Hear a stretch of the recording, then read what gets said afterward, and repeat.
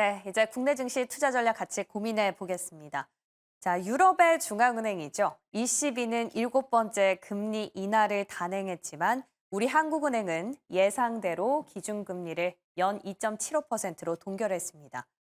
미국의 관세 정책 변화, 또 정부의 경기 부양책 추진 등에 따른 전망 경로들의 불확실성이 크고 환율의 높은 변동성, 또 가계대출의 흐름 등을 살펴볼 필요가 있기 때문에 예상대로 현재 기준금리 수준을 유지하기로 결정한 건데요. 자, 시장도 한국은행의 결정을 주시하면서 제한적인 흐름을 보이다가 오후장 들어 뒷심을 발휘해줬습니다. 바로 여기엔 TSMC 실적도 한 몫을 더했겠죠. 자, 이번 분기뿐만 아니라 다음 분기 가이던스도 시장의 예상치를 상회하면서 한시름 놨다라는 분석입니다.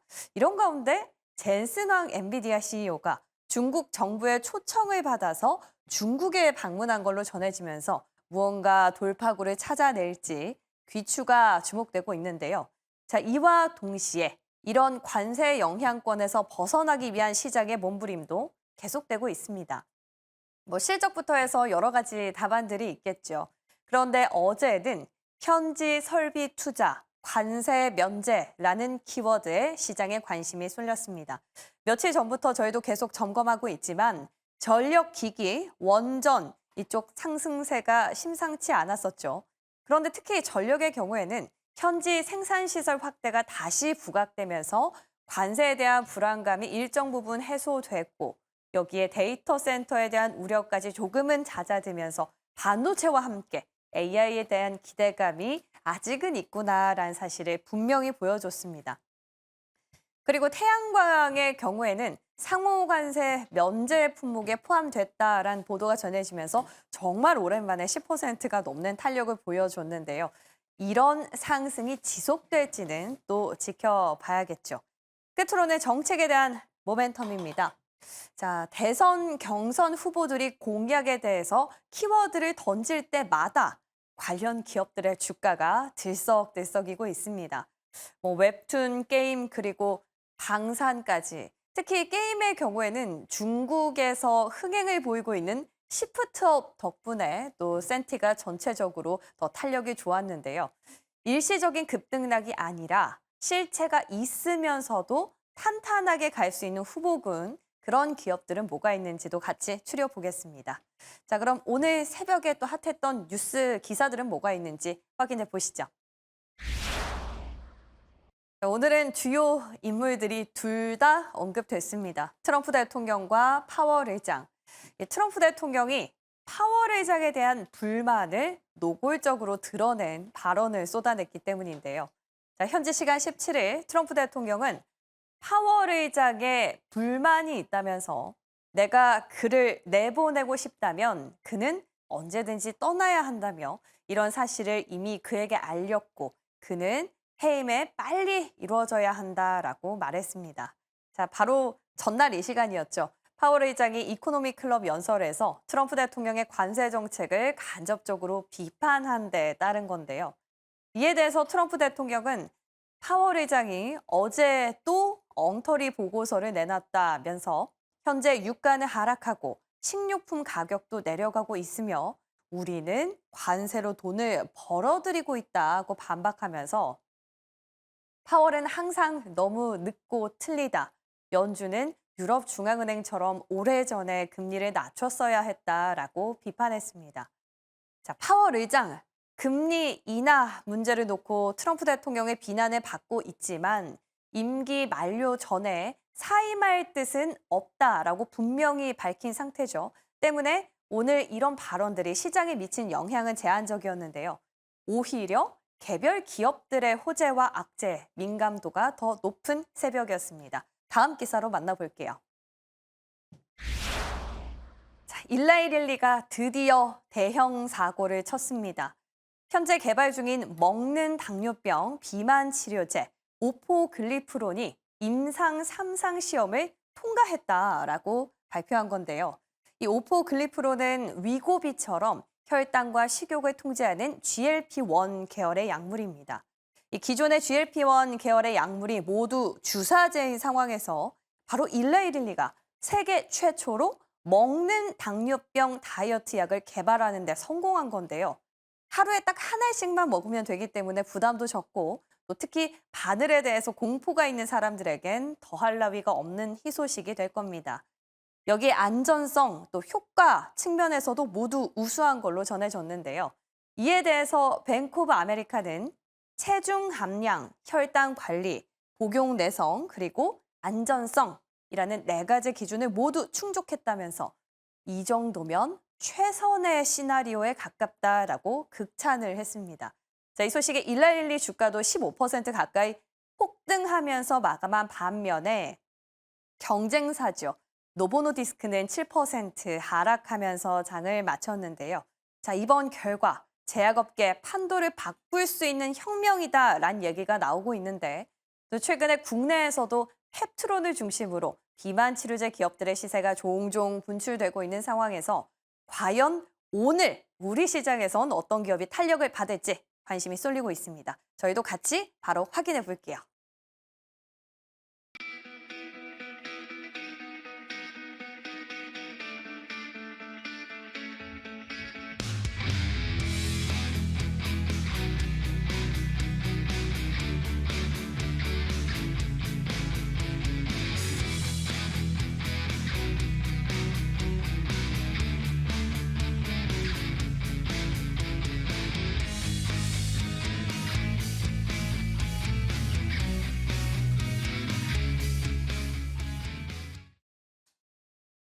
네, 한 주를 마무리하는 금요일 아침입니다. 오늘은 MBN골드 조선희 매니저, IM증권 이화진 과장과 함께하겠습니다. 어서 오십시오. 안녕하세요. 네, 반갑습니다.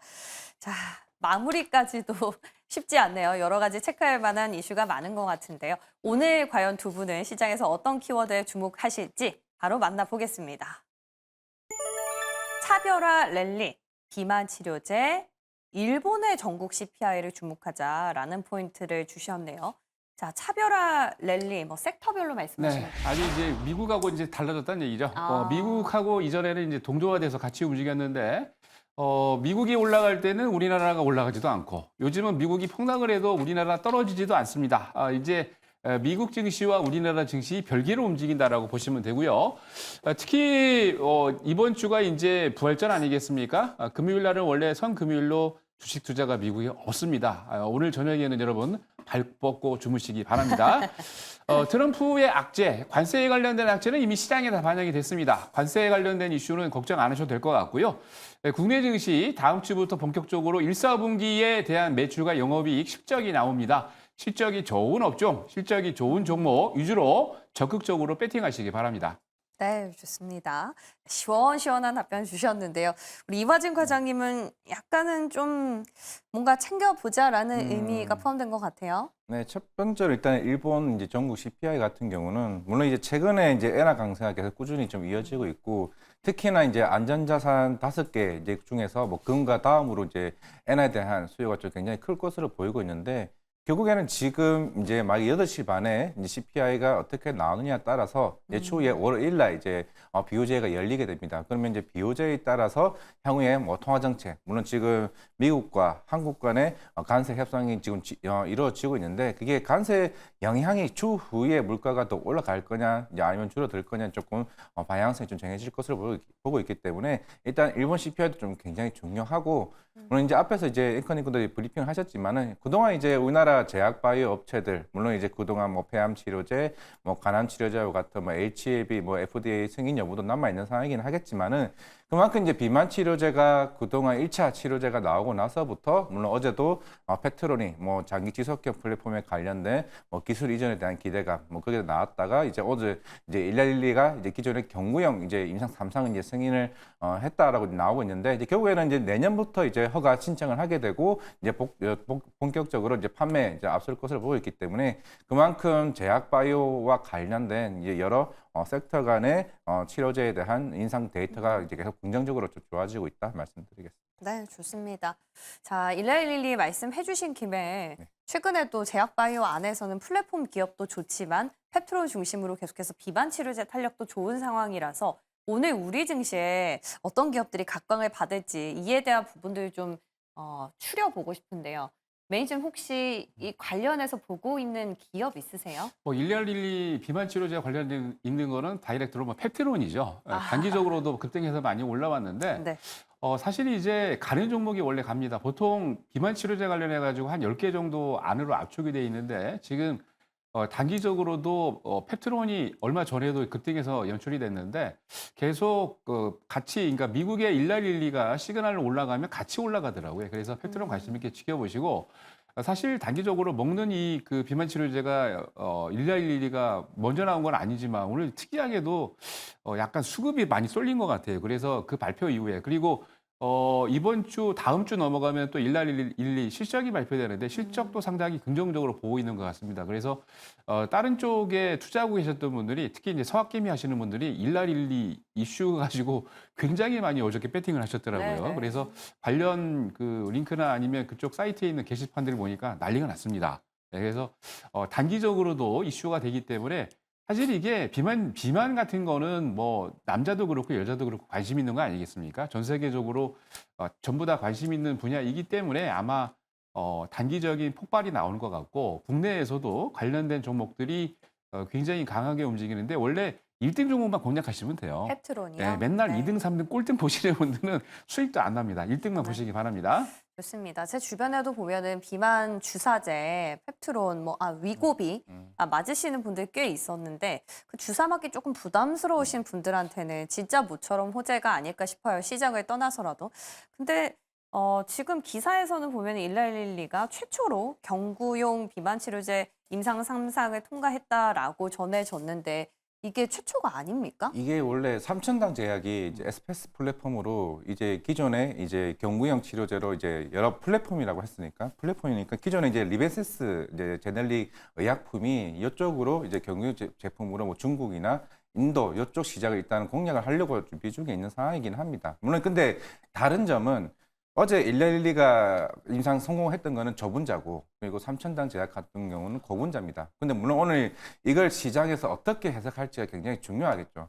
1112는 굉장히 큰 이제 제약 바이오 그렇죠. 이제 회사이기 때문에 향후에 이 시장을 어느 정도 계속 꾸준히 이제 진입을 할 것으로 보이고 있는데 물론 애초에 다를 계열이기 때문에 아유 뭐 상관없다라고 얘기는 할 수는 있겠지만은 이게 투심 자체가 굉장히 중요한 이제 판단을 좀 보이고 있는 상황입니다. 물론 이제 앞서서 이제 대표님도 얘기하셨지만은 펩트론 같은 경우도 물론 이제 올해 아마 연말쯤에 어제 작년쯤에 지금 관련돼서 뭐 평가 계약을 맺었고 그 본계약이 이제 연말에 좀 남아 있는 상황이기 때문에 1112와 굉장히 근접한 이제 회사가 좀 펩트론이다 보니까 물론 어제 특히 이제 시간에 특히 넥스트레이드에서도 그 많이 18% 올랐더라고요. 20%까지 올랐죠. 막판에는 물론 12%까지 이제 빠지긴 했지만은 그게 계속 꾸준히 오늘 비만 치료제가 시장에서 물론 같이 움직일 가능성이 좀 있다. 인벤티지래. 근데 만약에 이 삼천당 제약 같은 경우는 분명한 거는 이게 제대로 알고 계신 분은 다른 계열은 아닐 수는 있는데 그럼 이제 1112가 이 시장에 본격적으로 진입을 했네? 그러면 기존에 삼천당 제약의 에스페스 플랫폼에 관련된 시장의 투심이 바뀔지 여부는 어제 굉장히 갑론을박이 좀 심했던 종목이었다 생각하고 있습니다. 그러면은 우리가 경구용과 관련한 키워드에서는 직접적인 연관성은 오히려 펩트론보다 삼천당 제약이 되겠네요. 그렇죠. 어차피 페트롤은 장기 지속형 플랫폼이고 그죠, 일주일에 플랫폼이고. 한 번 맞는 거를 한 네. 달에 한 번 정도 그죠. 맞는 부분이기 때문에 그러니까 시장은 1112가 노보노디스크보다 시장을 본격적으로 앞서 나가는 게 결국에는 뭐 경구형도 있을 거고 장기 지속형도 있을 거고 여러 옵션에 관련된 치료제를 계속 이제 앞서 나가는 쪽에서 조금 시장에서는 긍정적으로 볼 것으로 보고 있기 때문에 근접한 거는 페트롤 그러면 삼천당 제약 같은 경우는 오늘 좀 흐름을 좀 한번 지켜보는 게 좀 좋지 않을까 생각하고 있습니다. 좋습니다. 지금 두 개의 기업이 나왔고요. 조금 애매한 답변을 주셔가지고 오늘 시장의 방향성은 한번 지켜보셔야 될 때 보입니다. 1112 급등과 관련해서 체크해봤고요. 이제 첫 번째 끓는 점 본격적으로 들어가 보겠습니다. 반도체인데요. 반도체는 정말 연일 이슈가 끊이지 않는 것 같아요. 어제 큰 이슈 두 가지가 있었죠. TSMC 실적과 젠슨 왕 엔비디아 CEO의 중국 방문. 자, 젠슨 왕 CEO가 뭐 어떤 돌파구를 찾아낼 수 있을까요? 수출 규제에 대한. 찾을 수 있을 것 같아요. 지난번에도 여러 힌트가 있었는데 네. 트럼프가 1월 달에 원래 취임식을 했지 않습니까? 근데 깜짝 놀랐던 게 다른 빅테크 CEO들이나 회장들은 다 참석을 했는데 그날 중국을 방문했습니다. 그래서 야 도대체 그 젠슨왕은 무슨 백이 이렇게 있길래 저는 깜짝 놀랐거든요. 근데 가서 중국에 있는 뭐 관련인들 또 빅테크 관련된 또 CEO나 회장들을 만나면서 걱정하지 말라라고 얘기하고 난 다음에 H20을 수출을 했는데 그게 대박이 났죠. 그게 3개월 만에 우리나라 돈으로 환산해 보니까 한 24조 원이 넘는 금액이 계약 체결이 됐어요. 근데 이번에도 또 웃긴 게 어제 그제 이제 미국 정부에서 H20이 문제다. 심지어 H20 가지고 딥시크를 만들었는데 거액의 돈을 투자했던 미국 기업보다 성능이 더 좋다 그래갖고 이거를 딱 반대해서 지금 절차적으로 미국의 이제 기본적인 내용을 수출하기 전에 통제를 받자라고 그랬는데 그거 발표하자마자 바로 중국으로 날아갔습니다. 그래서 어제 중국에서 세 명의 주요 인사를 만나서 얘기를 했는데 런홍빙 중국 국제무역 촉진위원회 주석과 만나서 어떤 얘기를 했냐. 중국은 엔비디아의 매우 중요한 시장이기 때문에 적극적으로 공략을 하겠습니다. 협력을 하겠습니다. 얘기를 했고요. 그리고 두 번째 허리펑 중국 국무부총리와 만나서 미국의 중국에 대한 수출 규제에도 불구하고 중국과 협력을 계속하겠다라고 발표를 했고 특히 중요한 거는 중국의 빅테크 기업인데 중국의 빅테크 기업 중에 떠오르는 기업 바로 딥시크죠. 창업자 량원펑과 만나가지고 이전에도 AI 칩 관련해 가지고 미국에서 수출 못하게 막았지만 H20을 제공했지 않느냐. 이번에도 미국의 수출 규제에 정확하게 맞으면서 그리고 중국 기업들이 빅테크 기업들이 쓸 수 있는 AI 칩을 개발하겠다라고 얘기를 했거든요. 그렇게 된다면 제가 보기에 1월 달에도 중국을 방문하고 난 다음에 H200이 24조 원 넘게 계약이 체결이 됐는데 H20을 또 뛰어넘는 이거 미국의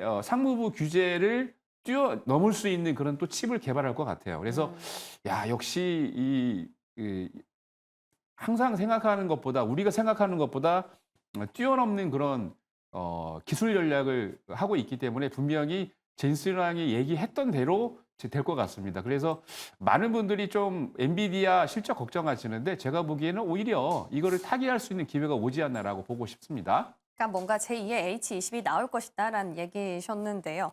자, 이것도 어디까지나 AI에 대한 투심, 관심, 시장의 투자가 꺾이지 않을 때 유효한 거겠죠. 그 힌트를 바로 어제 있었던 TSMC 실적에서 찾아볼 수 있었다라는 건데요. 우리가 표면적으로 봤을 때 이번 분기 그리고 다음 분기 가이던스는 괜찮았던 것 같습니다.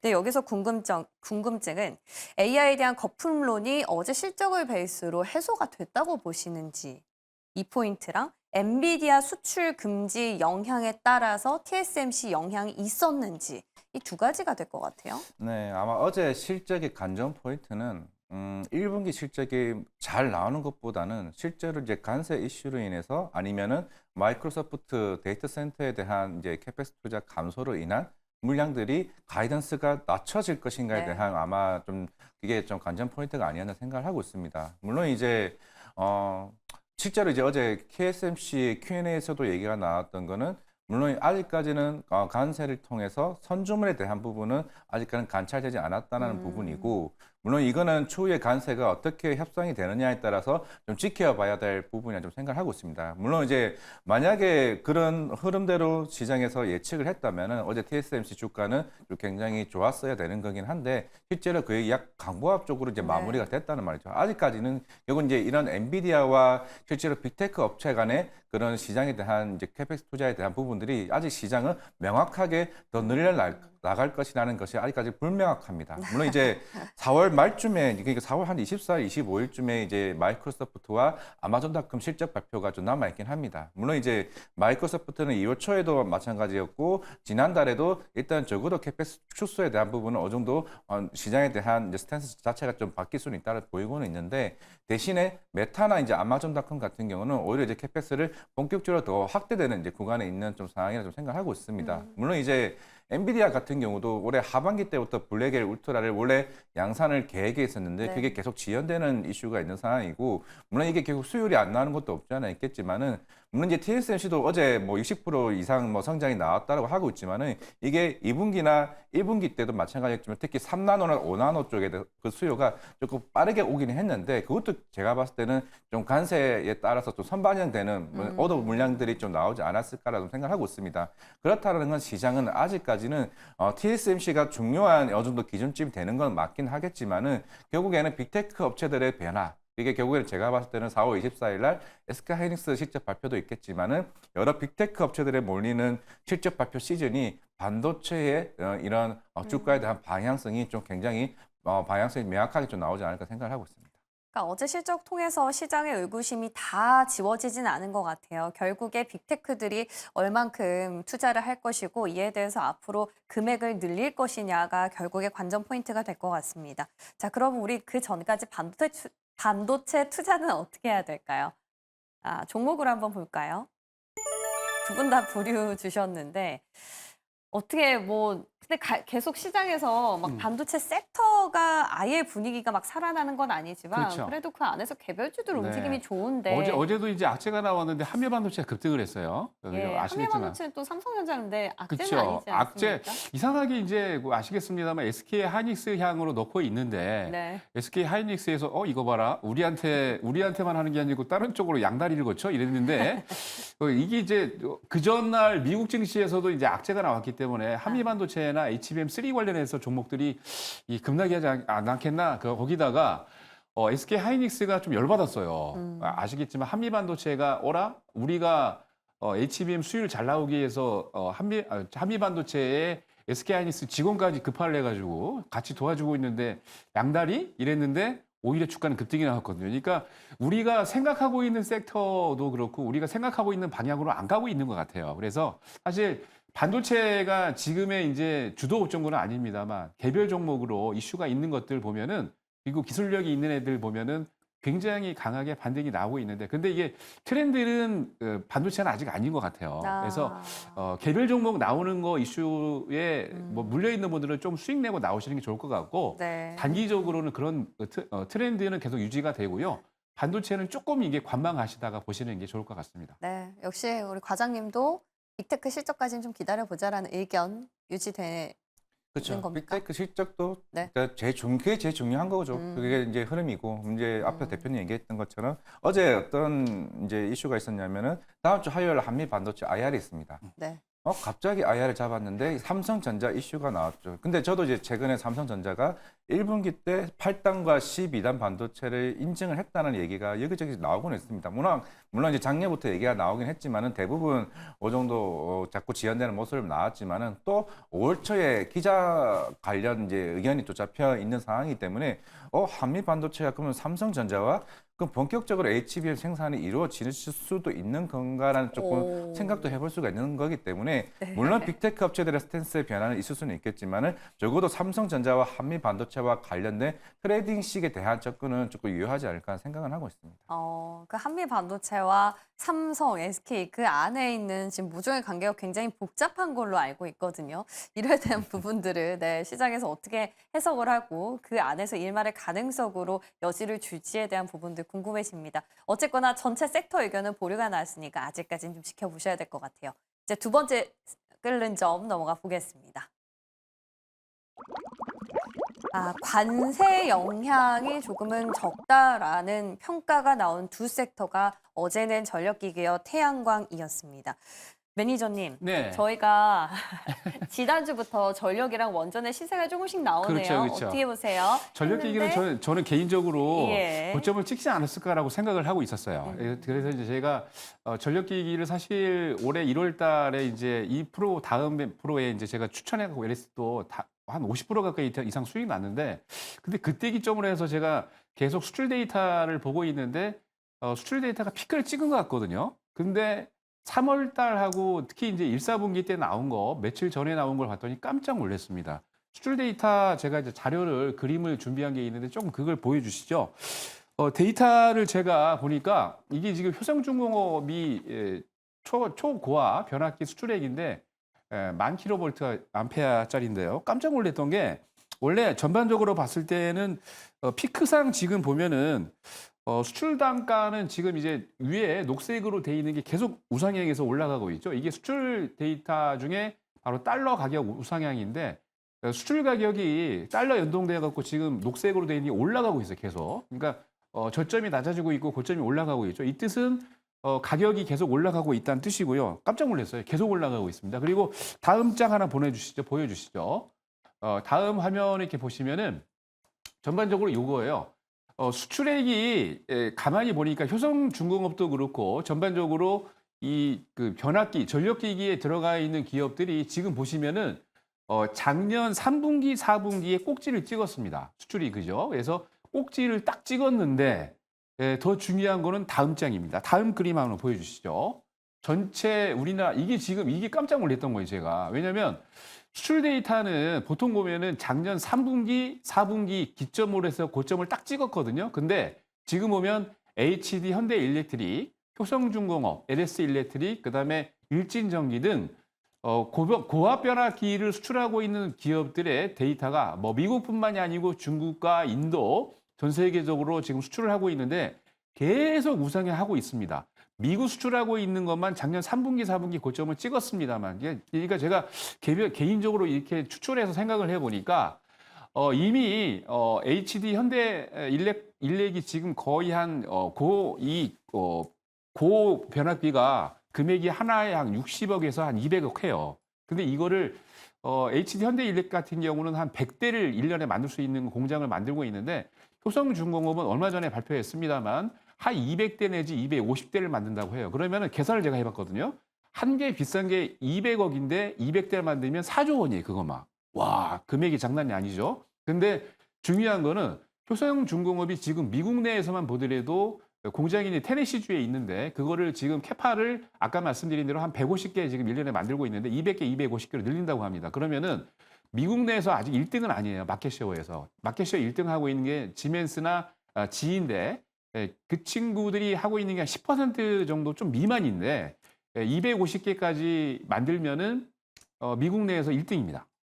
그리고 사이즈만 하더라도 이것만 팔아고 4조니까 야, 내가 계산을 어저께 계산기를 두드리면서 이럴 수가 있나라고 해서 제가 보기에는 저는 이제 올해 1월 달, 2월 달까지만 하더라도 전력기기 작년 3분기, 4분기 피크를 찍었기 때문에 끝났구나라고 생각해서 LS 일렉트로닉이랑 비중 축소를 얘기를 했는데 한 번 더 튀어나올 것 같고 그리고 이 그 효성중공업이 지금 작년 말에 거의 한 5조 2천억 정도 넘게 계약 체결을 했거든요, 계약을. 그게 금년하고 내년까지 이어집니다. 그러면은 이게 계산기를 두드려 봐도 장난 아니에요. 그래서 아직까지는 조금 룸이 남아 있다라고 보여집니다. 그러니까 수출 데이터를 전체적으로 봤을 때 꾸준히 상향하고 있다라는 측면에서 좀 긍정적으로 다시 의견을 바꾸셨어요. 태양광 쪽은 어떻습니까? 지금 태양광 소재가 상호 관세 면제 품목에 포함이 됐다라는 소식 때문인데 네. 이것 때문에 어제 급등을 했으면 또 일시적이지 않을까. 이걸 계속 길게 끌고 갈 수 있을까라는 생각도 들어요. 그렇죠. 사실 트럼프 대통령은 사실 재생에너지 쪽과는 조금 그러니까요. 거리가 먼 부분이 없지 않아 있는 상황이고 네. 물론 이제 품목 관세를 일단 면제를 시키긴 하게 되면 거기에는 이제 일단은 비용에 대한 부분이 일단 가격이 저렴하기 때문에 수요는 좀 생길 수는 있다고 생각을 하고 있습니다. 물론 이제 아리백으로 인해서 대부분 미국에 있는 뭐 구글이나 특히 뭐 마이크로소프트 같은 회사들은 뭐 태양광 에너지를 어느 정도 일정 부분 쓰고 있는 좀 상황이긴 하기 때문에 물론 지금 이제 특히 OCI 홀딩스 같은 경우도 특히 동남아 쪽에 이제 폴리실리콘 이제 공장이 있다 보니까 최근에 이제 베트남이나 말레이시아 쪽에 관세를 이제 엄청 높죠. 굉장히 높였죠. 그러면서 네. 이제 품목 관세를 면제시키다 보니까 특히 뭐 중국 쪽에 대한 수요가 이제 확연히 이제 줄어들게 되면서 오히려 이제 반사 수혜는 좀 받을 네. 수는 있겠지만은 네. 근데 대신에 태양광 특히 미국 시장에서의 태양광 수요가 그렇게 빠른 성장을 하고 있는 건 아닙니다. 이제 해봐야 이제 15% 20% 성장 정도를 좀 앞두고 있는 상황이기 때문에 여기에는 물론 주가적인 측면에서는 뭐 하나솔루션이나 뭐 오시아 홀딩스 하면서가 굉장히 주가가 굉장히 낮은 가격대에서 좀 반등이 나오고는 있긴 하겠지만은 여기에는 이 수요가 실질적으로 정책적으로 크게 변할 수 있는지 여부가 좀 굉장히 좀 중요하다라고 생각하고 있습니다. 물론 이제 하나큐스에도 조지아 쪽에 공장을 일단은 짓고 있는 상황이고 그 전에도 있는 공장이 있기는 하겠지만은 오시아 홀딩스도 이제 본격적으로 이제 태양광 관련된 이제 공장들을 이제 본격적으로 미국 내에서 이제 밸류체인단을 확장 짓는 모습을 좀 보이고 있다라고 하게 되면 적어도 실적에 대한 좀 그동안 이제 우려했던 부분들이 일단 해소되는 좀 측면이 있기 때문에 물론 이게 추세가 본격적으로 이제 시장이 뭐 호황기를 맞냐 이거는 좀 아니라 좀 생각하고는 네. 있지만은 적어도 그동안 주가적인 측면에서 많이 저평가되어 왔던 부분들이 적어도 가이던스에 대한 변화가 좀 생길 수는 있다는 보이기 때문에 적어도 단기적으로라도 주가는 계속 움직일 수는 있다고 좀 개인적으로 생각하고 있습니다. 단기적으로는 조금 그럴 수도 있다. 자, 저희가 얘기를 하고 있는 사이에 속보가 하나 전해졌습니다. 자, 트럼프 대통령의 발언인데요. 중국과 관세를 대화 중에 있다. 그리고 3, 4주 내에 타결이 될 걸로 기대한다라고 주장을 한 걸로 전해졌습니다.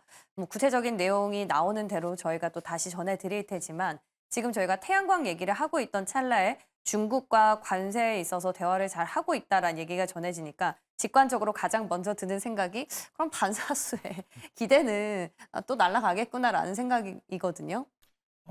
근데 이거를 협상을 한다 하더라도 뭐 중국과 관련된 원자재 관련 협상이 그게 바로 된다기보다는 좀 시일이 걸리기 그러니까 때문에. 다른 쪽에 다른 품목이나 아니면은 여러 이제 상호 관세와 관련된 뭐 관세 이슈가 흐름이 아닌가 좀 생각하고 있습니다. 물론 이제 145%에서 어제 한 245%까지 올리긴 했죠. 네. 물론 지금 이제 시진핑 주석이 먼저 전화를 걸었다는 얘기도 있는 것 같습니다. 어제 새벽에 나왔던 부분에서.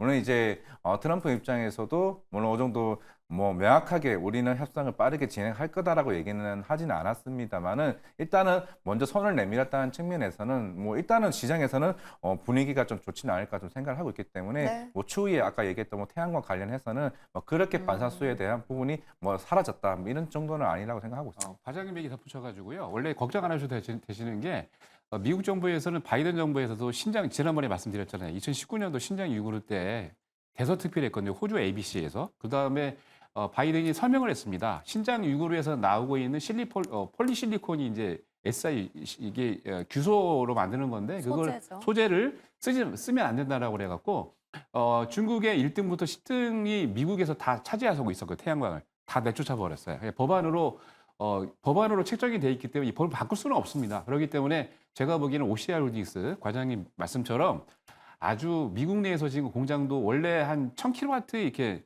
1000평의 부지를 10,000평으로 늘렸어요. 얼마 전에. 그래서 지금 공장도 대규모로 짓고 있고 밤새도록 폴리실리콘 재료를 만들어도 지금 원래 아시겠지만 미국 내에서는 그 퍼스트 솔라가 지금 하고 있는 거는 태양광 만들어진 거 갖고 다 하는 거지 셀이나 거기 들어가는 소재는 다 OCI가 만듭니다. 걱정 안 하셔도 될 것 같습니다. 좋습니다. 그렇다면 이들을 공략해 볼 수 있는 종목은 뭐가 있을까요? 바로 만나볼게요.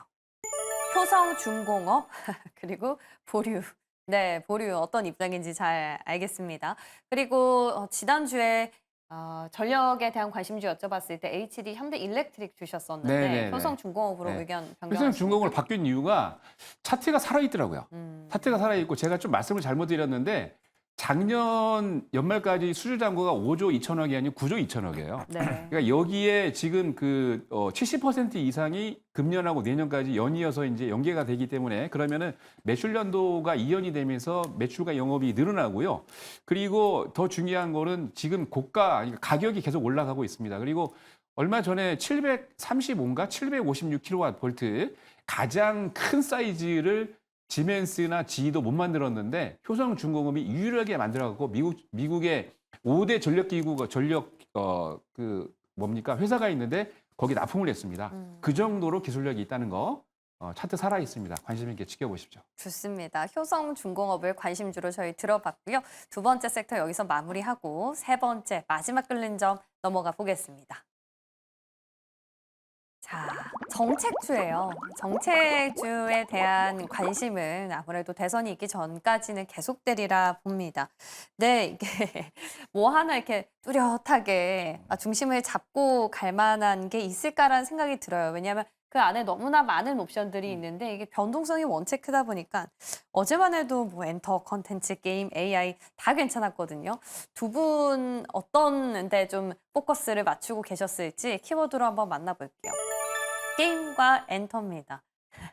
네. AI 주실 줄 알고 AI는 맨날 AI 제가 말고 원래 제가 딴거 AI를 하려고 여쭤봤어요. 했더니 작가님이 AI는 빼주세요 이렇게 해서 AI를 말씀드리고 싶었는데 근데 저는 네. 여러분들은 밤새 자고 일어나면 미국 증시 폭락해서 놀라잖아요. 예.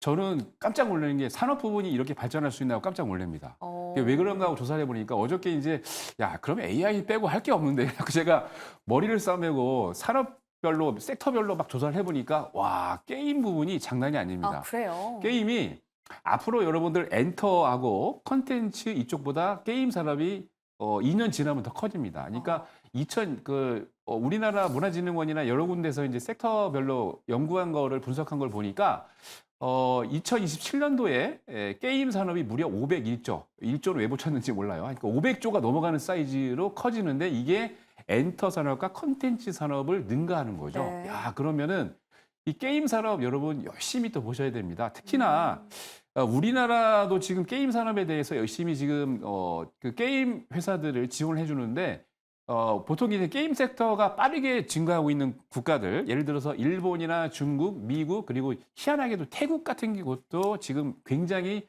게임 산업이 지금 많이 하고 네. 있는데 이쪽 국가들이 예전에는 이제 니네들이 알아서 해라. 개별 국가, 그러니까 개별 기업들에게 민간 기업들에게 맡겼는데요. 본격적으로 얼마 전부터는 일본, 중국, 미국도 조금 약간 자기 포지션이 바뀌었습니다. 정부 주도화로 게임 산업을 지원해주고 있어요. 그래서 일본 같은 경우에도 예전에는 정부가. 예, 정부가 그래서 지원하고 있는데 일본 같은 경우에는 좀 말이 좀 이상 청풍 프로그램이 있대요. 그러니까 네. 쉽게 얘기해서 푸른 바람이 분다라는 건데 이게 뭐냐면 국가 주도로 민간 기업들, 그러니까 게임 개발자들을 지원해주는 프로그램입니다. 그래서 이제 보통 오타쿠들이 많잖아요, 일본은. 근데 걔네들 그쪽은 일본은 인디 개발자라고 이렇게 불리나 봐요. 그래서 인디 개발자들을 적극적으로 지원해주는 창풍 프로그램을 도입을 해가지고 네.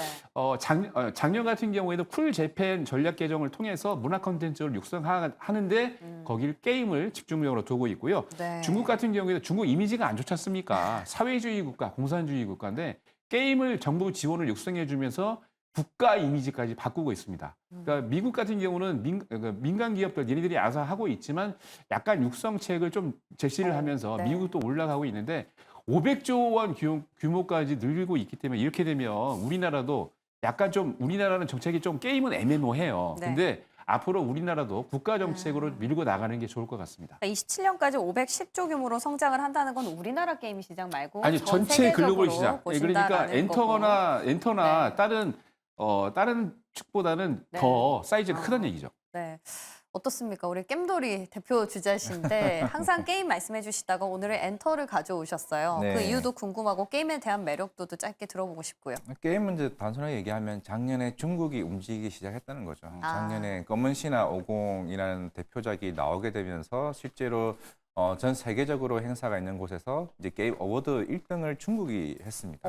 그만큼 이제 검은 신화 50이 엄청난 폭발적으로 성장을 하고 있고 그러면 이제 중국 시장이 커지면 커질수록 콘솔 시장과 모바일 시장이 확대되는 모습에 좀 기대를 해볼 수 있는데 근데 아직까지 우리나라 게임 산업들 중에서 이제 명확하게 경쟁력이 이제 중국에서까지 좀 밀리다 보니까 물론 이제 하나둘씩 침투 여부에 따라서 뭐 최근에 뭐 시프트업이나 아니면 콘솔 쪽으로 본격적으로 움직일 수 있는 하반기 펄어비스가 좀 기대되는 부분이 있습니다.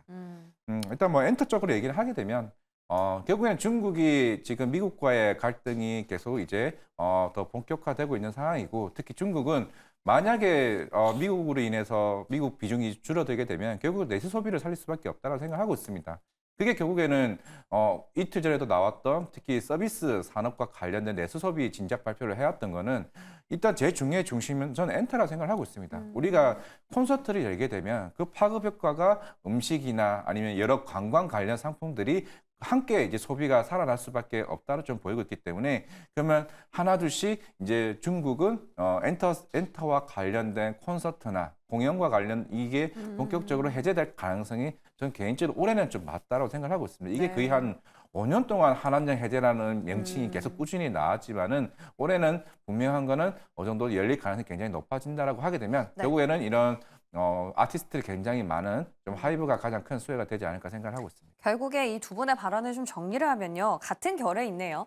시장 전체 게임 산업의 파이는 커질지 모르겠지만 국내에서 중국 기업들을 맞설 만한 경쟁력이 있는 기업은 아직까지 좀 찾기 힘들다. 그래서 중국에 맞서지 말고 중국을 활용할 수 있는 내수 진작의 쪼로 지금 엔터를 말씀해 주셨어요. 자, 그렇다면 두 분은 어떤 종목을 보고 계실지도 만나볼게요.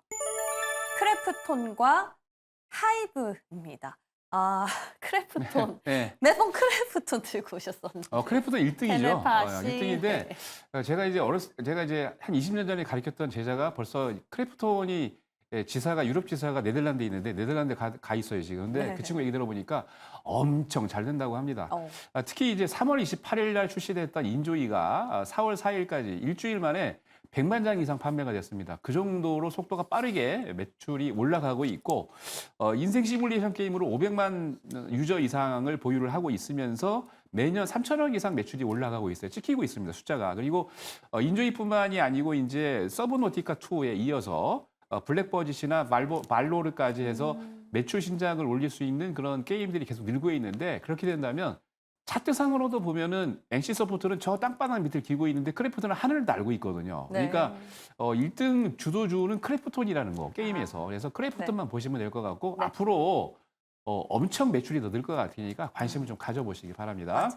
게임주는 항상 4음절이라고 말씀드렸었죠. 펄어비스, 크래프톤, 그렇죠. 시프트요. 네. 네, 하이브, 엔터는 3음절이 좋습니까? 네, 뭐 3음절이 SM도 SM, 3음절이고 그러네요. JYP도 3음절이죠. 뭐 네. YG도 그렇게 치면은 맞는데 네.